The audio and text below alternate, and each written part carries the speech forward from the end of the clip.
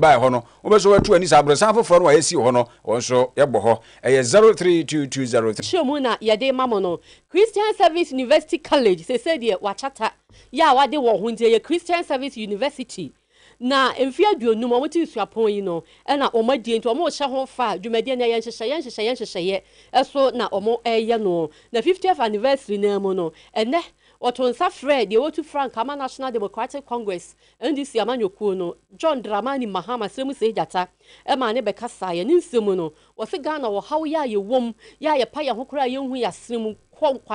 queen in ano, ya by a son here, as I son, not NDC Amamuno, and then she Papa Magana for who had won, not yen send Johnny Goffred and Nim Elho, and see or Beboy and Como Goffred. Hello, Goffred. Mami akometonka. And the Christian Service, the course so hono, ya graduate. Ikaka papa the Christian Service.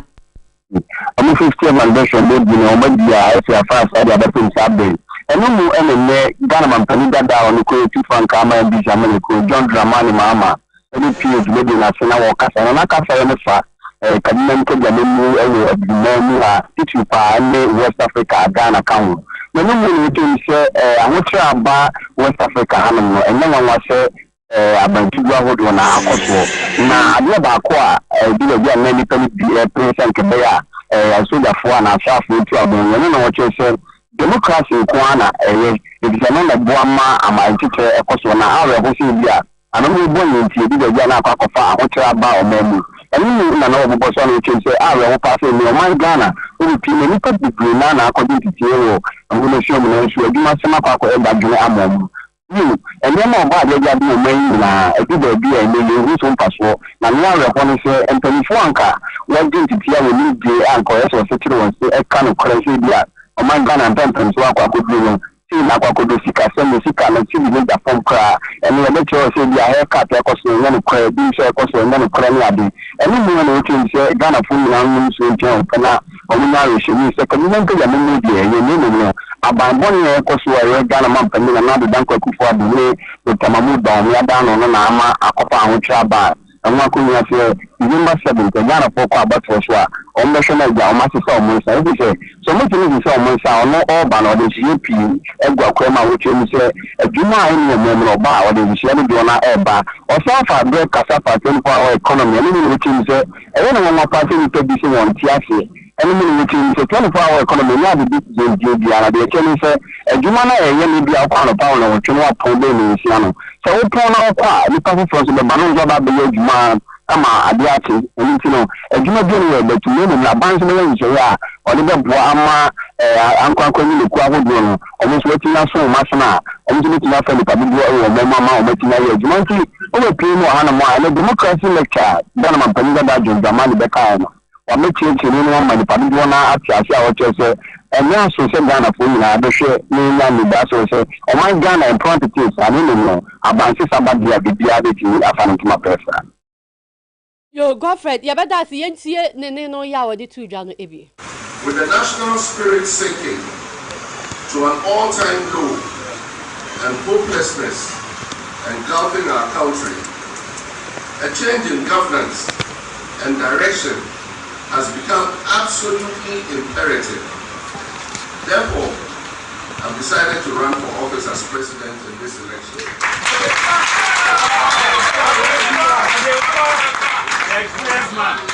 I believe that my experience and disposition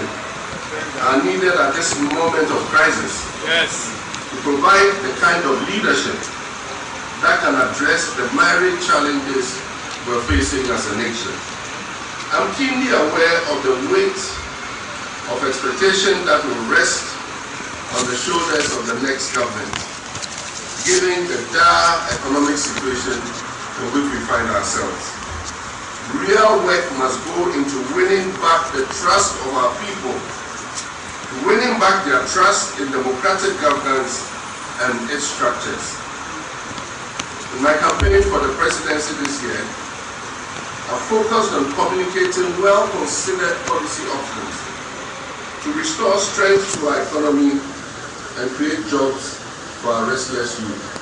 Among these proposals are the 24-hour economic policy, an incentives-based approach to catalyze round-the-clock economic activity for expansion and job creation. John Dramani Mahama, Yawotu Frank, Ama National Democratic Congress, and this Yamanuku, and the Christian Service University. If you do not feed that, or moody, no, Sadia, Bedroom Casachre womb, a coyana or cocasai.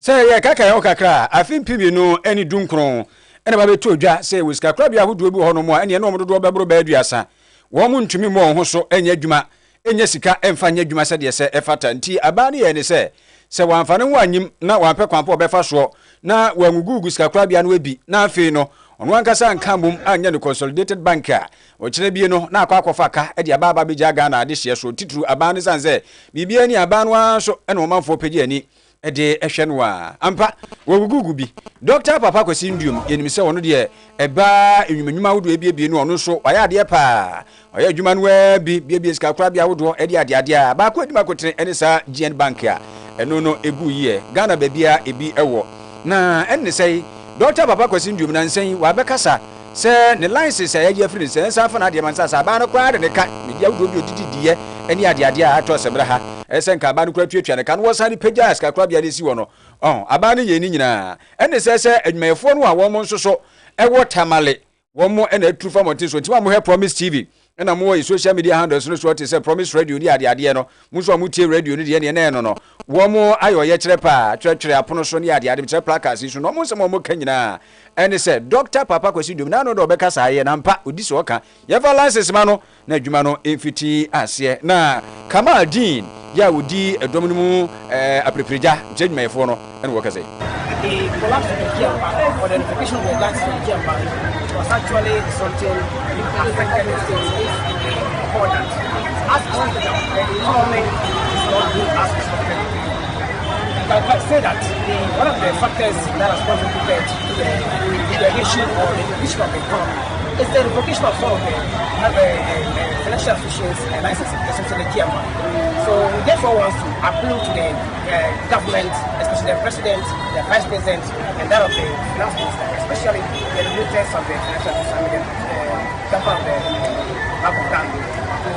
pick this thing as a matter of urgency, in the sense that not the purposely for the owner of the job,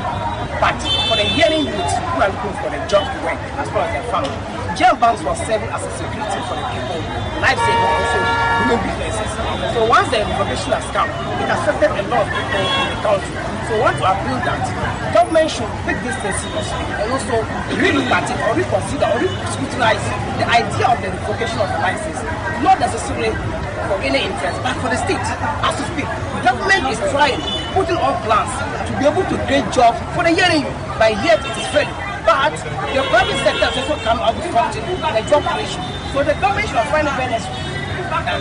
support the private sector as a general to be able to create jobs so it will pass on together. For the year, also unemployed, also to be able to cater for the family as well as the state.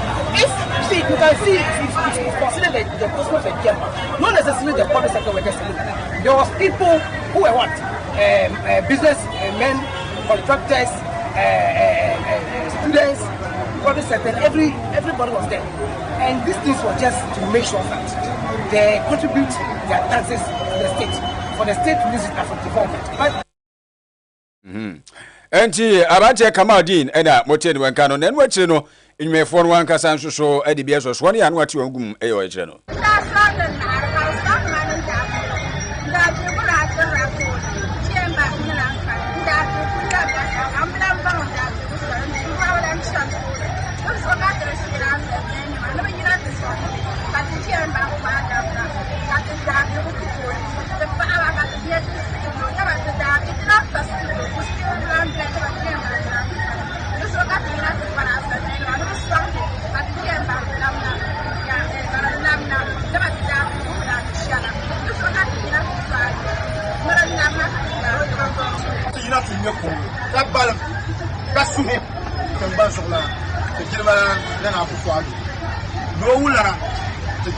Dr. Mahmoud Baba. No pass solo. Kala la blehe. Jan bank. That is my book. Kalanga come to Central Bank, the Bank of Ghana. When let me hear, when Zenyananga, Kalas Lana is so bad. The Jam Bank. The Jam Bank and Nanya Bank to Kelly. Some 7 down of family. Ganasa, the Nanya Bank to Shelton Belsica, Bank of Cup. But so, Jam Bank down Nala, Brachinama, Bank Poseta, the Penta, Daniel. Enti yesi ewo tamalene patemu no mefo no nkane omi adwuma ewo GN skakrabia no ene ote ongu muntin so aye oye kire ye konfinfi mantam emu na adwuma ko enya ne Siam district ena ye komanfo mo wa adwuma ko kromei eyuku adwuma pa no mo ye ewo mpotamo honom ena echemu so mo kwan nyanya chesasa ya se de woni ho de e de aka ho bi no mo kiremu a ufri kromei ho ne kwan a edemu akopie mu we Siam ene abasa no de ene na yenka na enti hemfo ni omanfo no kora kiremu a se de si ha adwen no omo no baye ye bode banche bro vegetables anasa atosode ahodro ya omudua no ni nyina asai ewo ho no mu kokko nyina sa ode beba no kora na asa ya sem nti abesika sam so kora ho aye den wo ho nti omasam ne sa adabra ka ban emeye kwan na ma wona ayemo ntimanka ya chese wo kwa enaso ya ha adwen DC ana MPR wo edina kwa yen esiam diso yesra ho na ye kwan wale bia ofi esiam ode kwapan komem to abasa wo sha se wo agya kwan na asente yesra wo bebre se DC yetiam patro omama amampanyin asente yesra wo be kwan ma he na ye bre nsuta intum kan intum ko nsamba yesra wo bebre kotase na ye desra ho omo ye bobo wo ye kwan ma he ho chefu bebe me ye ke ye agofra ye ndoba na ba owre kaka abafa de ko ngran sika sima kwato nsuta okwan asai nti kala baba fa kofa na odabese kwa krogasem no ntuma mba na nyima ndene na nyina gwa na asai siasa ban pie mohwe no yakwan ma sane say o kan say afi we dey aye year of the road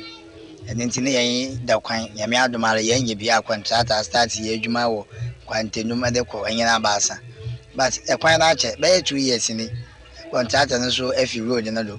a say ye adwuma wo ye nyina wo agi ye buo nti yesa da ADC the omon hwe na omon boy na insuo yina yimi insuo ne twa yintumi mfo kokko ne mpo ene ya kokko ne mu nti yesa aban na na misefo ze omon boy na yenso yenya na aban numede ko nyina ba ne bi sene ya ekwan ne sitine no kwa ne se nsutwa edu anwumbere na se nsutwa na ndwa se ne kwa yempese eboko ne nyina aso ne de wokompo a wonya bi mba ne nti na ne kwai ayede osande wokọ na wokonya fota sabe no waka nti nya de a obetuma akọ the time no na edom no won kwantenum a omunya ka akwa enkokro we yetemamufo omo adwuma kokrome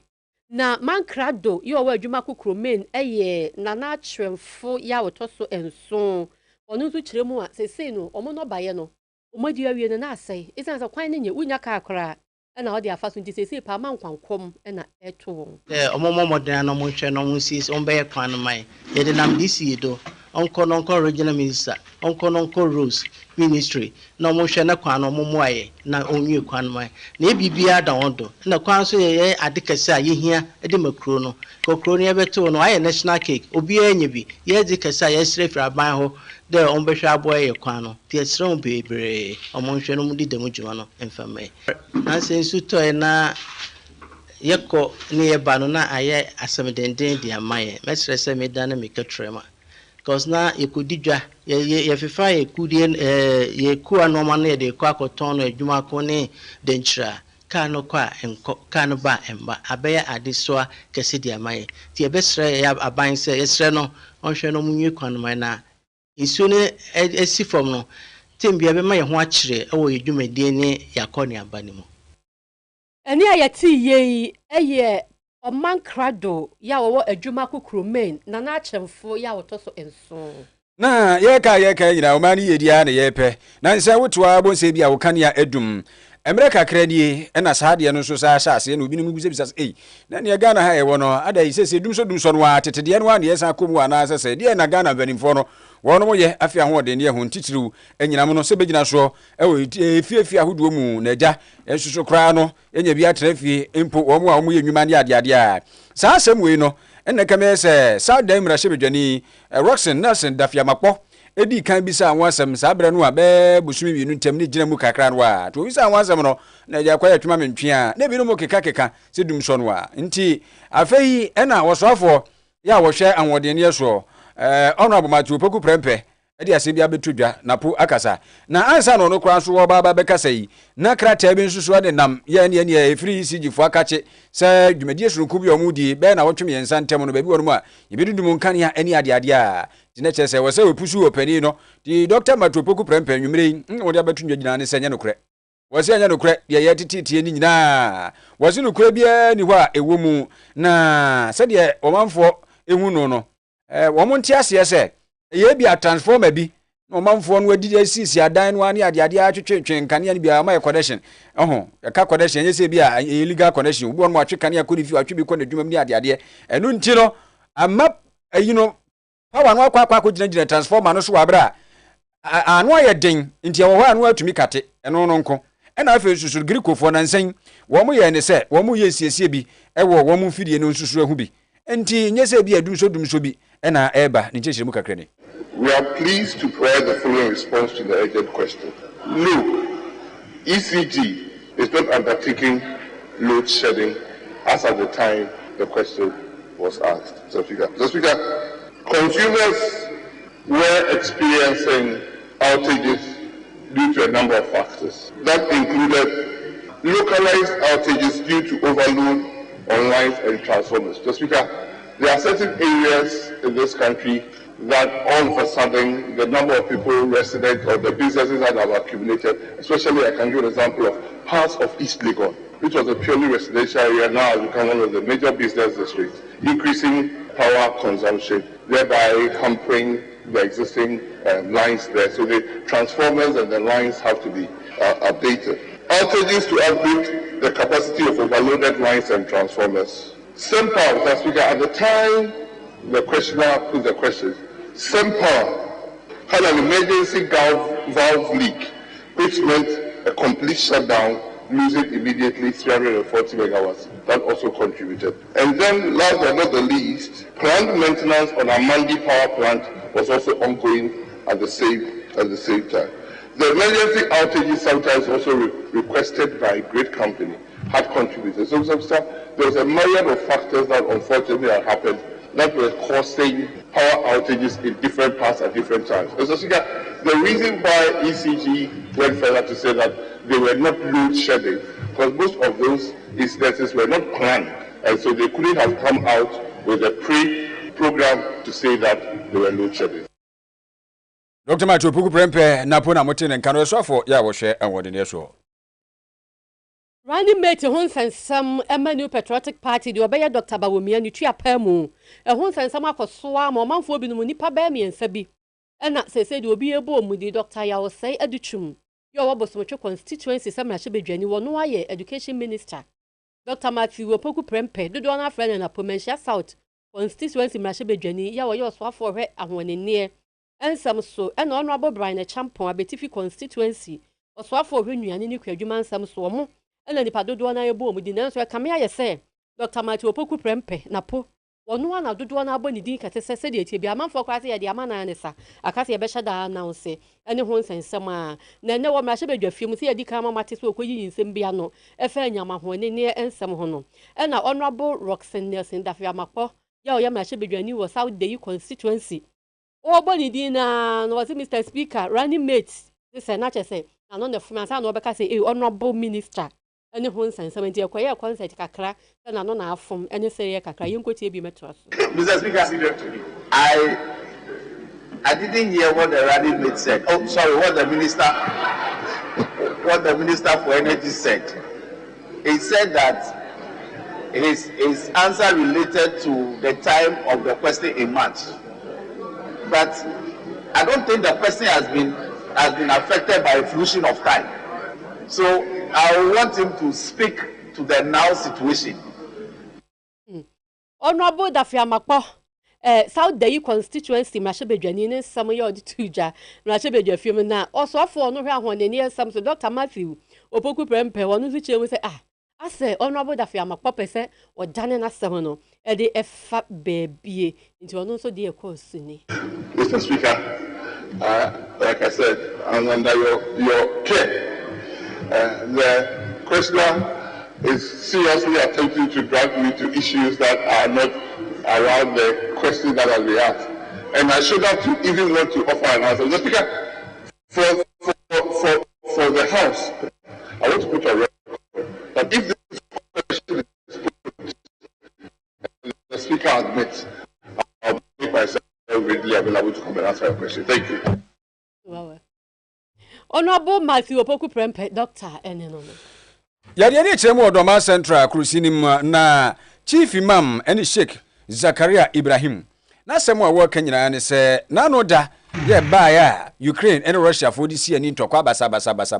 nipadom awuwu eni ade no ampa ajobia de nanu atum kai bia kan bia wiase amama mu mpanimfo binum sori tiai munyayo Ukraine for Russia munyai mamon nko eni ade a na no no atwe omanfo adwen sisu se adai na Palestine na afi Israel for ntokwa ne de aso bia yi nani ohun efrim de santen ye wo mkoye efiri tetetetetetere de no ase obia ni ho a watumi atuni na asim se we de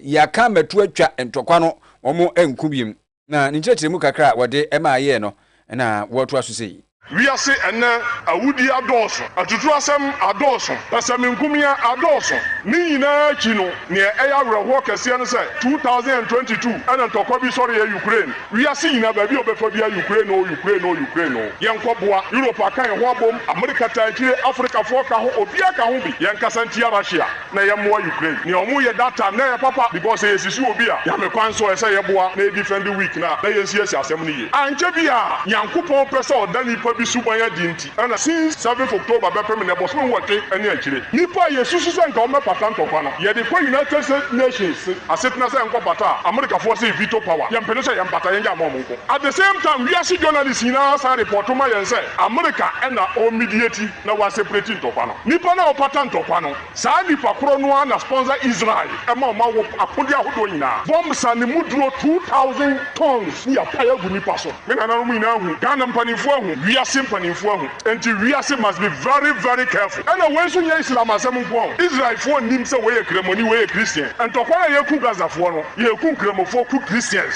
ya bombo asondan bebre e wo Gaza sa so ya ku Christians bebre Ghana ntimi nka ho asem we nyina ye din ana ye hwe ya me hu ye mobo na onyi Palestine fo ene we obi okosa nso hwe no mu bia ne yankopon yi wo mfiri na o manyina so mbe da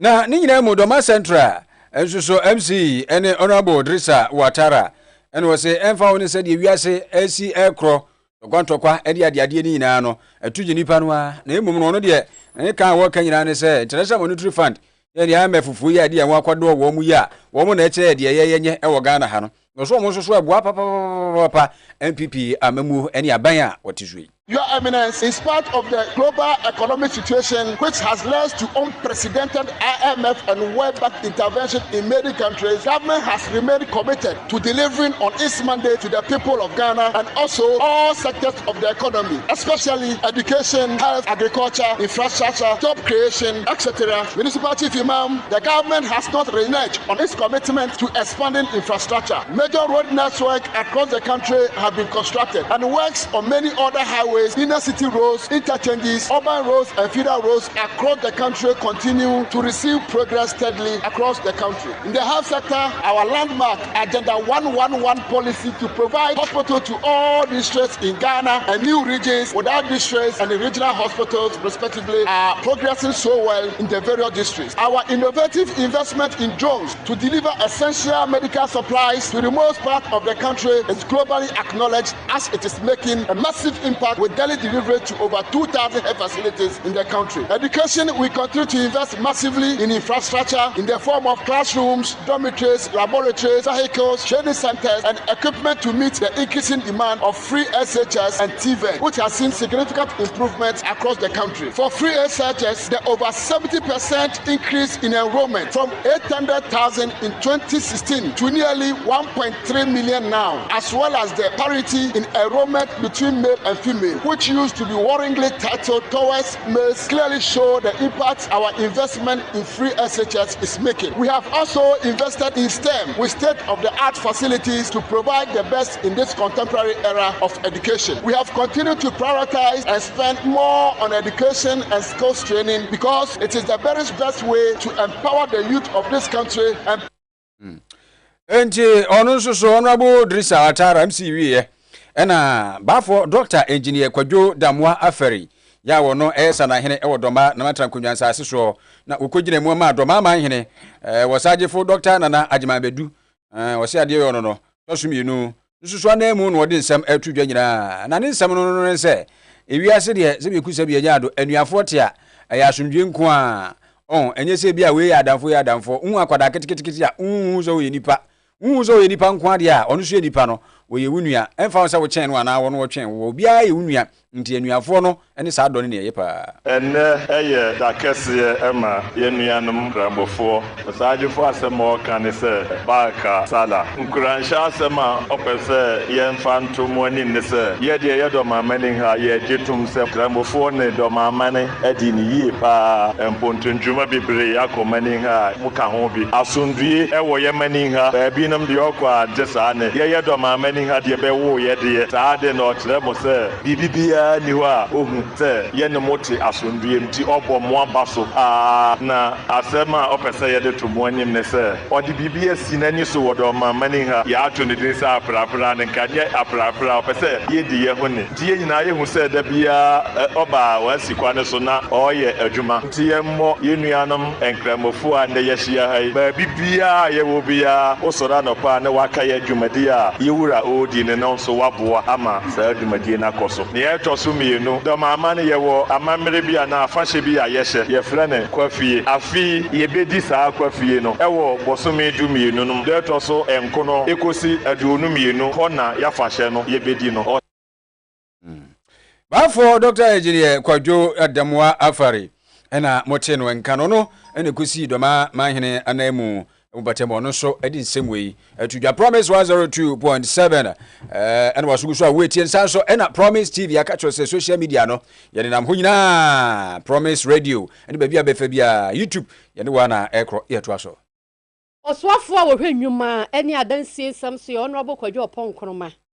ena ode atudwa se de mpanifo atoto ne emanyina se Sagleme housing project no ombo bewie na wachiremu ade atudwa se yehwe mfie mpini du mienu ya mpanifo de ma contract no ho nsensem kokko asa ne ma ahudro bi ye kokko so na nti no amadwumadie no asa atwentwan kakra nanso se de etie bia no ombo bewie no wacheche mu asa ombo hwe animu se kita won sabosome ye besome ye July bosome ne de toso nwotwe no woni a omusisi adan enwumakuo woni a wa amanone ne wo mayim no bedu na ebede so omubenya contract no no mudi awie Sagleme housing project no nti wa cheche we sade nhyehyɛ ye bɛkɔ na ntoto ye bɛkɔ a wɔsensan kan yegu so a na omubegya ya ma nkrankran no ma hwehwem de sɛ fata no no na omudi ahye ne nsa ama watimi awie adwuma no de ama na adankora ma koma akɔ ye unity no mpema duonu 5000 na ewom. We announced a process through which government will select a private developer or a consortium of private developers to complete the uncompleted Sagleme affordable housing project and operationalize it. Now you recall that government initially took a loan of about $200 million to build 5,000 housing units. 1,506 were partially completed, and that's what you often see at Sagleme. 3 major components that were missing: water, electricity, and sewage works. When the Ghana Institute of Surveyors did the assessment, they said we needed about $100 million to complete this 1,506. And government took a decision that within the difficult financial constraints, it's very difficult to find that extra $100 million after $200 million has been spent. So Cabinet took a decision that we should select a private developer or a consortium of private developers and let them make the investment in it so that we can operationalize it. And you are correct. A couple of months ago, we issued a request for proposals. To date, I am briefed that about 10 companies, international and local, have expressed interest, have picked up forms, have been taken to the project site. They have had the opportunity to inspect work that has been left there so far, the necessary dilapidation reports, and they are putting together their proposals. According to the work plan that we put together, by the 8th or on the 8th of July, we expect to formally receive all of the bids. We'll do it openly in front of all of you, and then we will hand over the bids that we've received to an independent evaluation entity, which will give us an evaluation report. And yeah, honorable Kwadwo Ponkroma, where your software were enyuma any adansie so no na yemra hye bedwani so wofo ase ayire bi constituency inti sagleme housing project no that was all beto afenhye ye ne mo de egu akwam and on central for chebi Benkum Senior High School to aswe ene promise KaseƐ di nkomo omo de nsema to ani mpa omchesem wane de omudu a wo mo pemwa eno ntenkoda ade no efre ne visual art no yankopon adum na ko school sa course no ye pe eno de anye bia wobetumi awie anyansa no adwuma kama bibia be ye ede ama wo abra wontem penten kwa bia esen ne agya brofu ya be wie ne se wa anya brofu adwuma bia anya nkotra office ba bia na no so akwakoda ne boachi kesi ebidin wo so ahunu ntie na eno no owura Bismarck Mochi na wo ye visual art teacher e wo Benkum Senior High School and say awofo na wo de omma abaha no ni ye kete control mo say no mo KaseÄ o ni ba bo visual art no ni bia ma ebi lenensa tini o wo se obeye amano no na wo so wati edu control pese edu no o se o boano ya futu amede mo nwa no se omo embo afala no when about paint ni canvas and easy why the way edu no government and providing money na o for teacher fund for so say we get it for them. So they should provide the award with it. And as we got to so at semester now, we should still push on board say teachers when they need to on custom with pen, pencil, any promo code papers, any papers on the day you and one can encourage you now and farm out because the GD say almost what now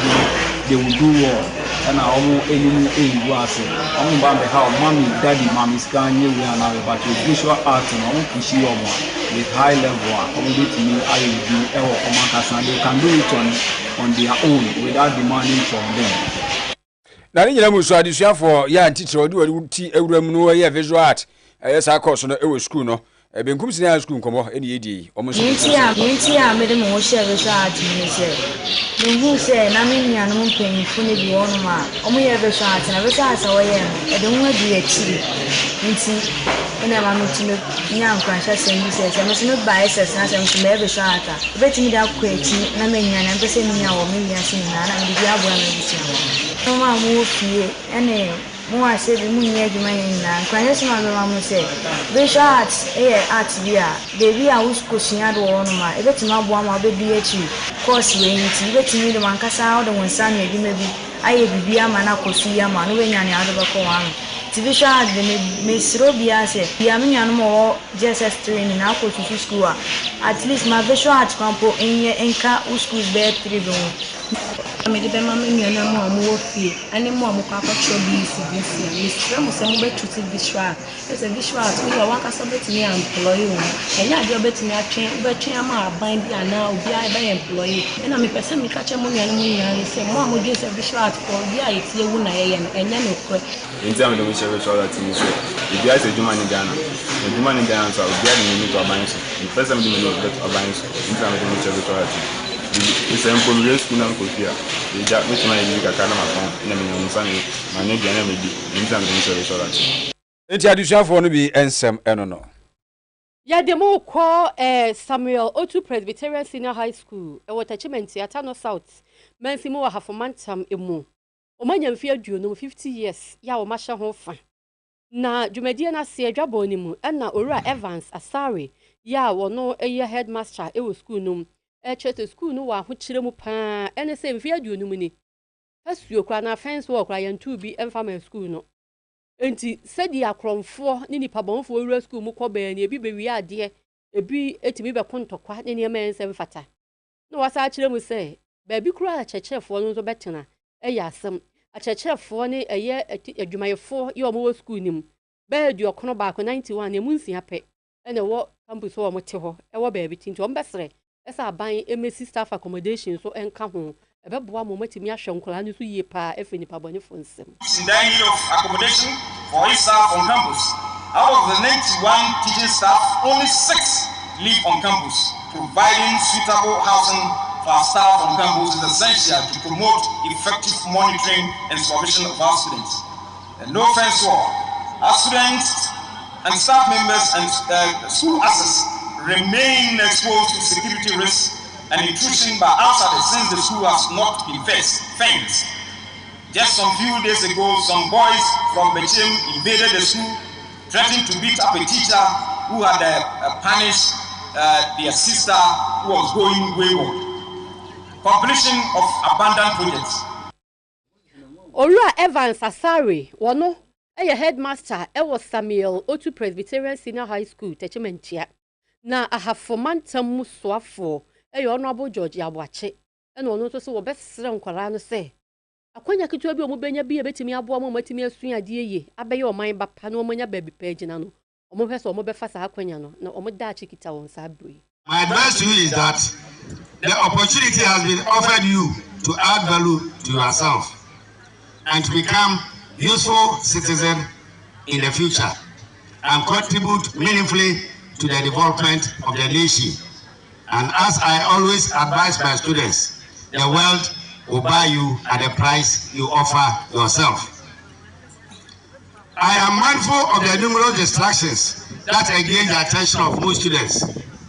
It is important to remind you that your inability to properly balance these distractions with your prime reason for being in school will cost you dearly.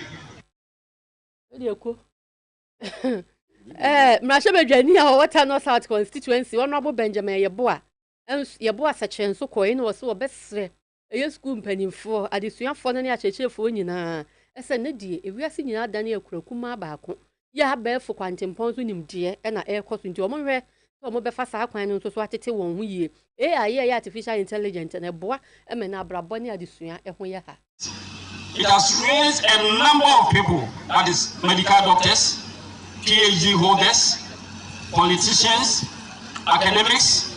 chartered accountants. I just want to mention a few. On this special occasion, I urge the management of the school to continue to work very hard in order to raise the position of the school from the current state to an enviable position.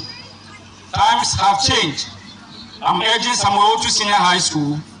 to embrace artificial intelligence and the digitalization that Dr. Baumia is championing. I know your school is also beneficiary of the free Wi-Fi system. I pray that you forget about the past and focus on what is ahead of you. And here at TA, Honorable Benjamin Yeboah Secretary, where Mrashabejani or Town South constituency. Oko program na sia na dwumedi na se na odin 72 afei amayanwa dwamtani ma NDC amayuku ewo bunu East Mantemu ne Ali Adams na ne nsem awaka nyina ene se we de ebehia pa de ba akopɛ na wo sere okra de nkranza saf abato opesu aso dwamtani eno no na wo se afia ba ye beto no eyasomdwu enye ntokwa ena sebe enya keka kyerɛ wadwen obi nkyerɛ na adwen de anka be yekuse be enya do enya sabere ne ebedi ho nkomo atra hɔ kra dadaada enyama ntiase ne nipa nso so etiase papa eno no woto aso na wodi akonya no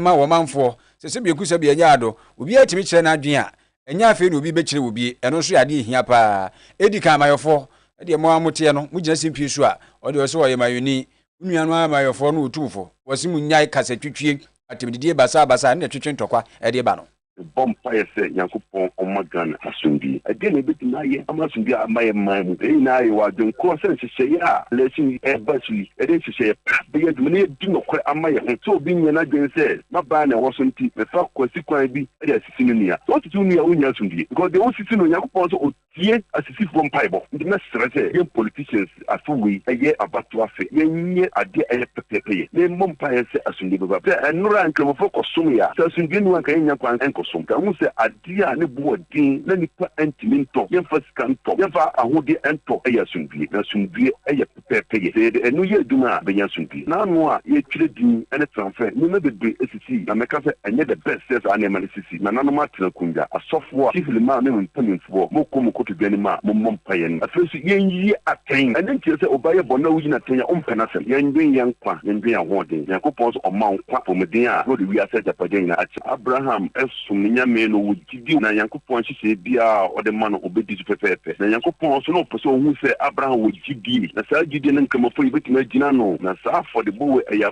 for the bokase e man nkamafo yakopon poso hu se gidi ewo wo no yankopon mu no senetie we gidi akwantu ana nkamafo edi sasala we empire bia na ehiawo o afofoforo a ebesim no za dana eso do mpaye ede to tumpo yankugo anim na za mpaye wo de gidi ede yadwuma yankopon beti kwada safun pesha so dwemtani ma NDC amayuku Ali Adams New Patriotic Party MPP amanyoku no womo campaign team a womo beboa bonto wepo yamantam emu enti womo bia no na de oboabo ma doma no ma amanyoku no eye Mami Kate Jemfu a ono na kwakasa ho no wochemu se obi bia nta Dr. Amadu Bawumiachi na ono de betimi adi nkuni ma amanyoku no na Ghana womo be break 8 na MPP amanyoku no ose se ye hwe sikasam cry ni na chese ye isan za covid be ha adwin bebre enso aban we nim de ene ntutu ye panti na oman no eda so ejina ne nan so enti obi anyi free na adwum so mo ka se NDC na betimi abeje oman no afri wo ha mo se MPP na ebeye obie no aye so ba ho na hompo na aye din se aso nyame e chale nya be do oman Ghana na che so nyame odo Ghana na odo Ghana na odo ne na ba wale na plantia odi na mesi so se on hwe Ghana no sabre no esramo ma ye twayani obe mu MPP ni no si wona NDC ni kasa kire no and NDC nya no ayi kasa e wo Ghana ha na MPP fo e sa se bia sa ye dinti na mu ato so e si nya mi on yes I mistake me de mu pai boso e ni se nya mi ba ma Alhaji Bawumia doctor the president because we are in the government ni mu bibi wo ni mu a o bet we dey quiet because we are sure that we are not the for the Ghana do sure then you are president vice president Mahmoud wabetuna ho or the police any ne shishara beto say me ba me we John Mahama Pranapa o de bra or the yet 24 hours on country come say 24 hours say obey o di ni jeje o bi say kata beba o bi say doctor beba wo fie o bi so say police ya da the cinema o mu ni oka you are going to ho e de ko ko kete beba na o bi aye I don't know ye here na ye here ni say na ye free education e wo SSA ye pese ya tuaso say ye be university so e be free e na ko kwa na dia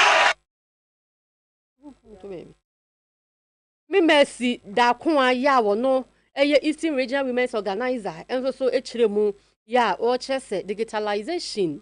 ya Dr. Bawumia ti be de bai na no kwa be se Ghana akompumtu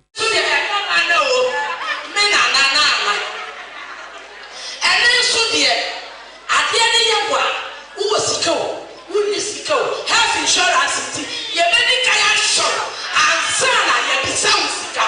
enone it is a we na menye scabra minim ya no ko e dey ye me timi contract store menye do dia ye dey ato sana ma be ye fiso na mebusu afo me wo ye ti no never health insurance na mi mi anoma ko ye adwuma e wo hospital obeti was and the first digital man health insurance by me no ye timi salary 3 days 4 days ye dia poor kura ko salary wo be do be no wo si obo da ho pio obo na wanye la ke be bo asu because obo no ye ni pa wa salary na so ene Dr. Bawumia da women wo dem no wo bo to wo boy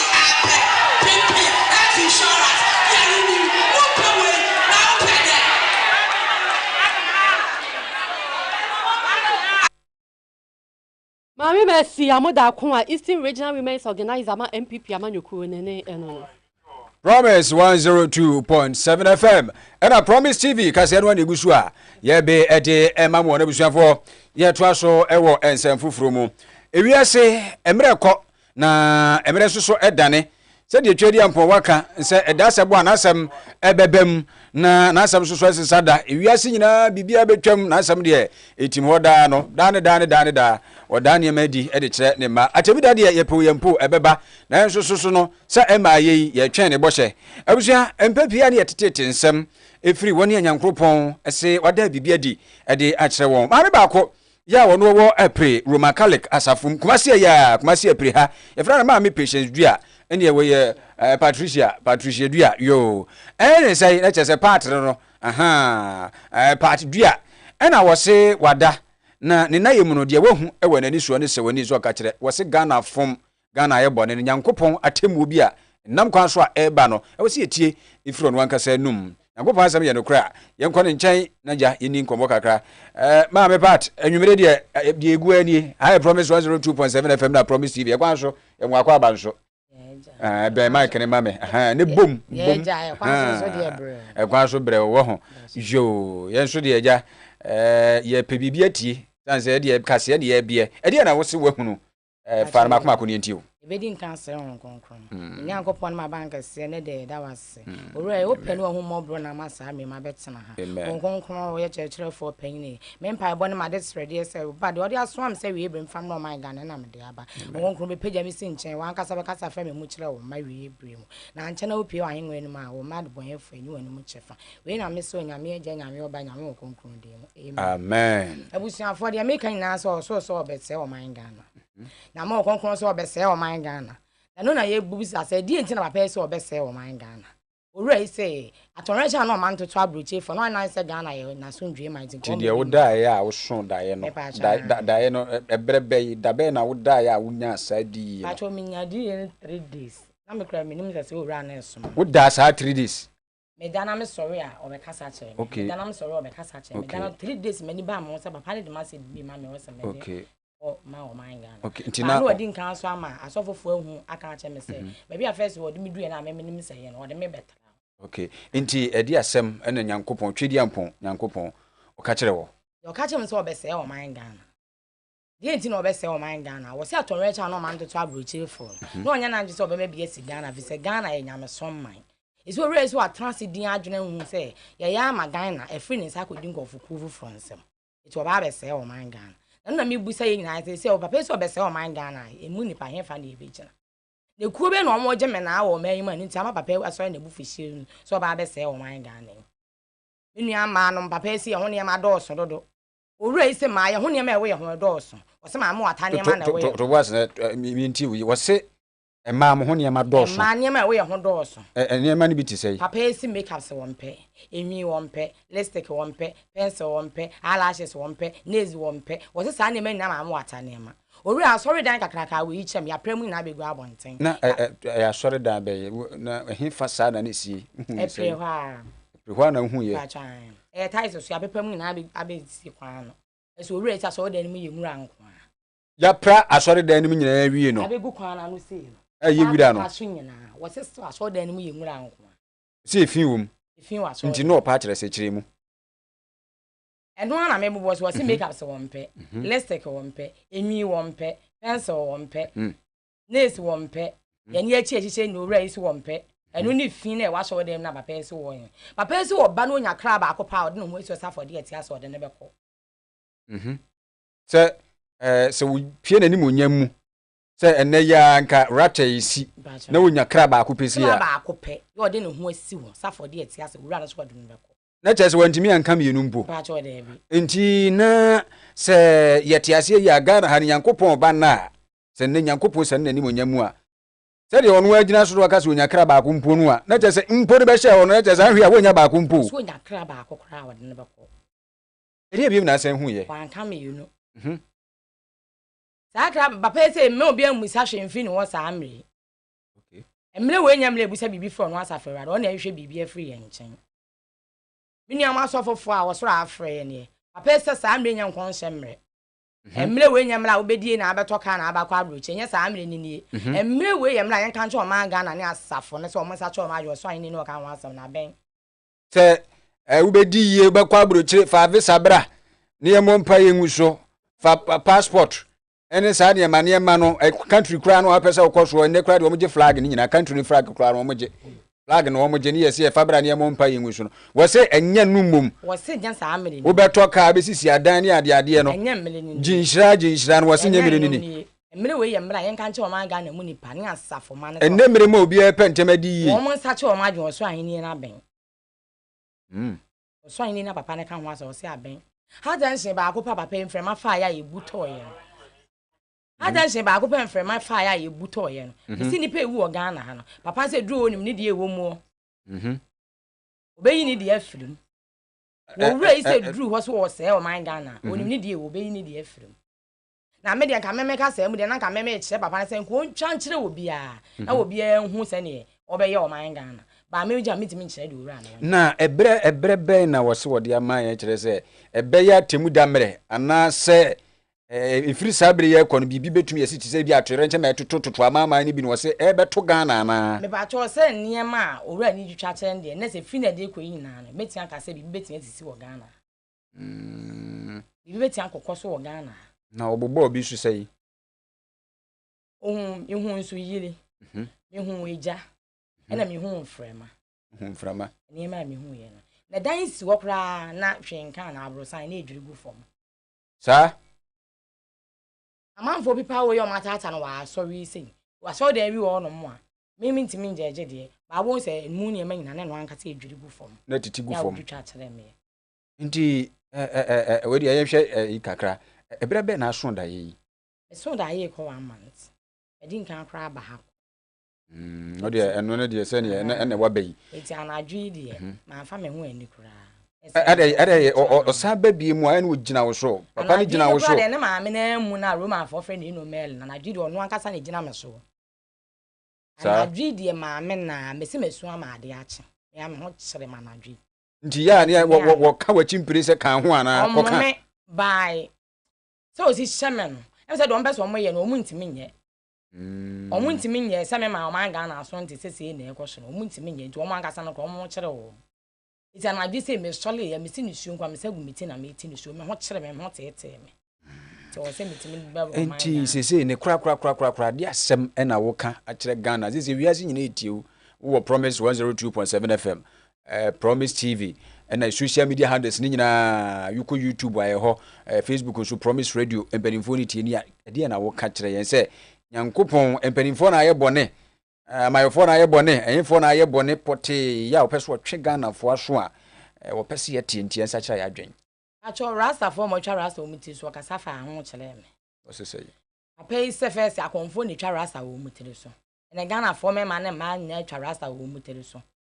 omu nso mfele kra rasta om sade koton no yankopon asori fi ba pese obetete dam agu omo so na no na de bia meka sese ba pete dam gu so a menyi ni se di aduro ne kwalebu aduro ka bo me de ma won ma ho beto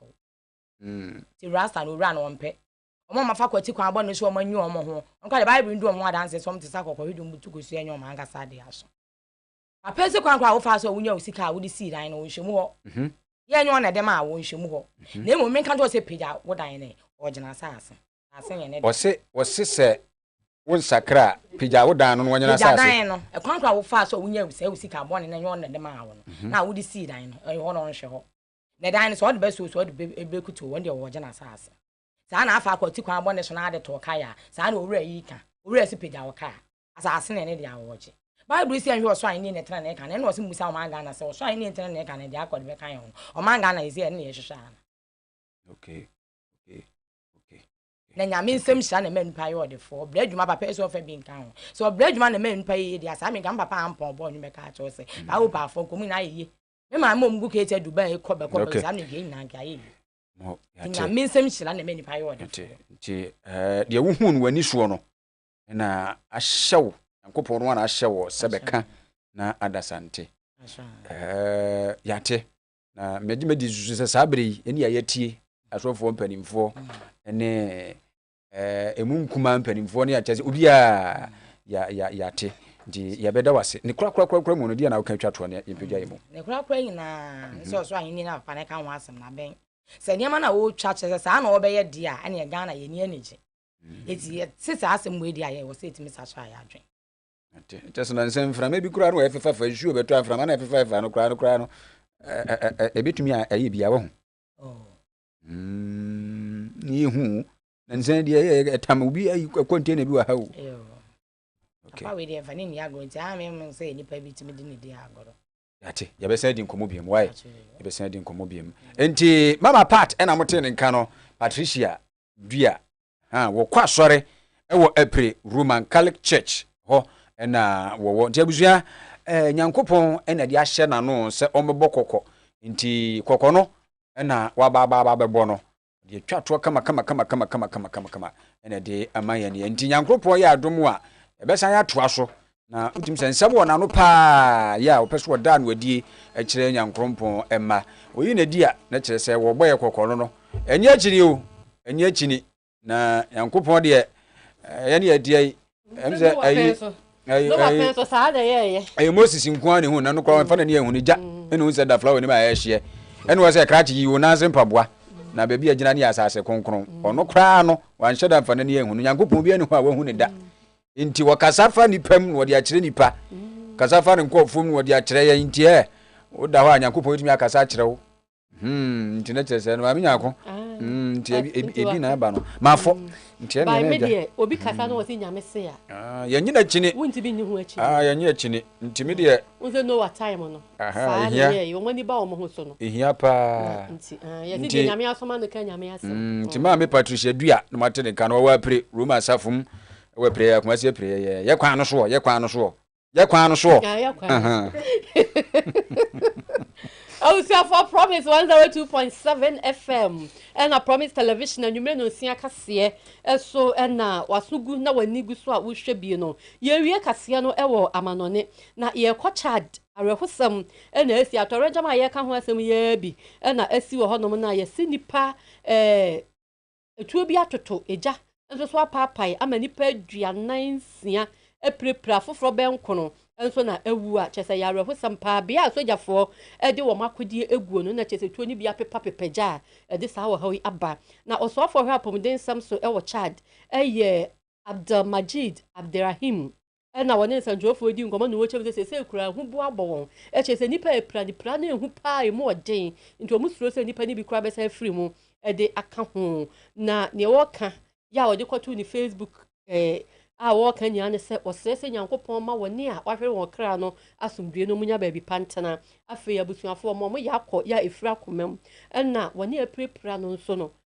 wo hwese wo mo ho beto won ai nyina efi wo hwese wo mo ho beto won na mampani Mahamat Idris Debi enso so atro ne de ya wo chese obehwe se obebie krata mato na wahye mpanifo ma mo ye hwehwemu kese pa de nam so ma baby asojafo de wo makodi egu no atorenche mu yakopie ho yo na Palestinian and Israel for talk ya onjo mo wako afri Bible mu kra dada yo mo da so ko a bisi sabiri ya pata wo mu ntie ene ne se de ye be kan se da nwumre yi topa ye bi masa aka se wo e wo Gaza papre ne so mi ka se yi Palestinian for be se aduonu anan 24 omewu abofro be se aduoso baako be 71 omusu pra mu pra no anu odin papa na Israel for no de se do musi kum Palestinian for sesi no eno ene ye kase ebopunu isu a imam baako edi tu dwa no omum to kwa na efiri Bible mu ntia opata no omso mu ntia echese omugusu a sesi o makeka omo sa no ene ye pani kokko aspiti na nipa de ya mo he TV ne de ene ye mo amu hu nipa ne da ho ya edi nsuo esi ne suo no ne mpokura no wo ma aspiti bebi wonu mutimi kotwa bombo no to pa ye na kase dima yawo na ho nsusu nyina no omum betete atete judo na akodi asase ase a ene kura de ntumi enkan de no so nwumre san ba bekensa efri Gaza mpapre so abusua